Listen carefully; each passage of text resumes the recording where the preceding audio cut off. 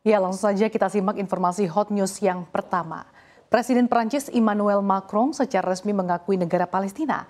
Langkah bersejarah yang segera memicu gelombang dukungan serupa dari sejumlah negara barat.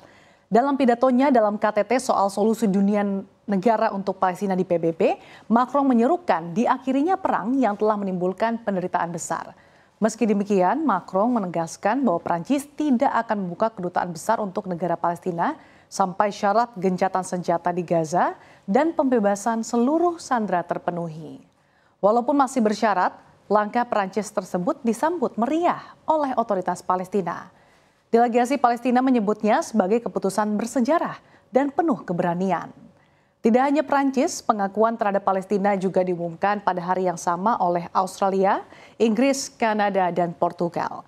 Sebelumnya, Spanyol, Irlandia, dan Norwegia sudah menyatakan pengakuan pada Mei lalu. Sementara Swedia melakukannya sejak 2014. Macron menyebut bahwa Andorra, Belgia, Luxembourg, Malta, Monaco, dan San Marino juga bergabung dalam daftar negara yang kini mengakui Palestina.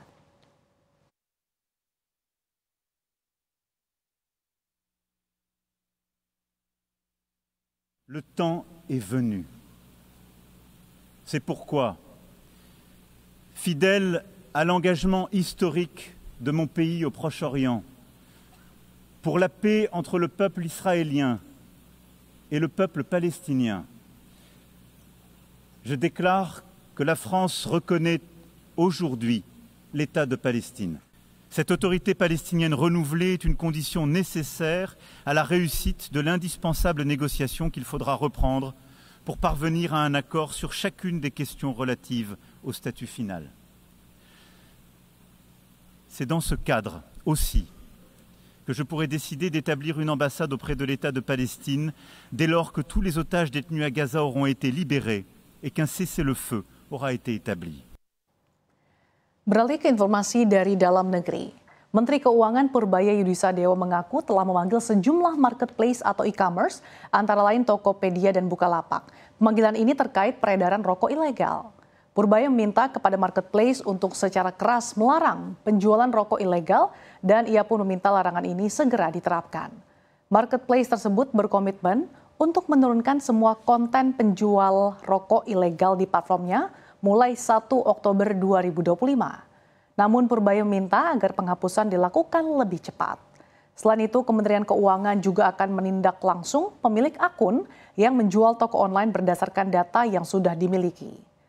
Selain di e-commerce, Kementerian Keuangan juga akan memburu para pemasok rokok ilegal dan pedagang offline yang menjual rokok ilegal.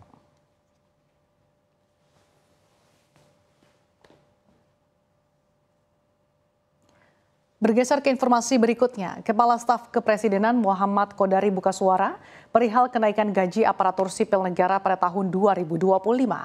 Kodari menyatakan gaji ASN belum dapat dipastikan naik pada tahun ini, meskipun rencana kenaikan gaji tersebut tercantum dalam Peraturan Presiden Nomor 79 Tahun 2025 tentang pemutakhiran rencana kerja pemerintah tahun 2025.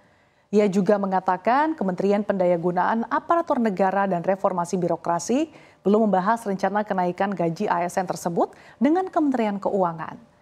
Ia pun menekankan bahwa gaji ASN baru saja disesuaikan pada tahun lalu.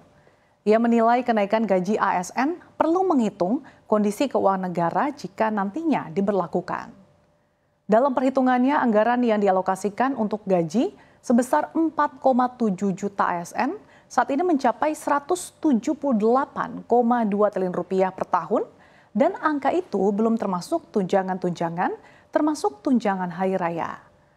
Jika ada kenaikan tambahan sebesar 8%, maka dibutuhkan minimal tambahan anggaran sebesar 14,24 triliun rupiah. Menurutnya ini memerlukan pertimbangan yang matang dari sisi keuangan negara.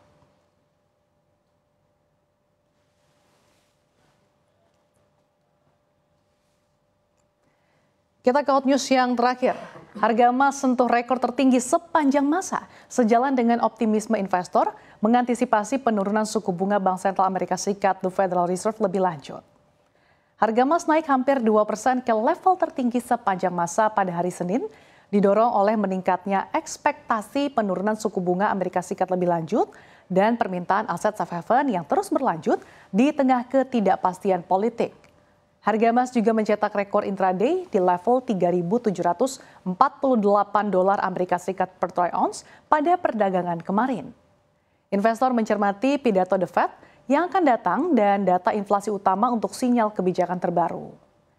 Pidato Gubernur The Fed, Jerome Powell, juga menjadi momen krusial. Powell dijadwalkan berbicara di Rhode Island bersama Michelle Bowman di forum terpisah. Pasar akan mencari sinyal apakah The Fed akan mempertahankan sikap dovish pasca pemangkasan suku bunga 25 basis poin pada bulan lalu atau justru menahan ekspektasi pelonggaran lebih lanjut karena inflasi pengeluaran pribadi warga Amerika Serikat masih di kisaran 2,9%.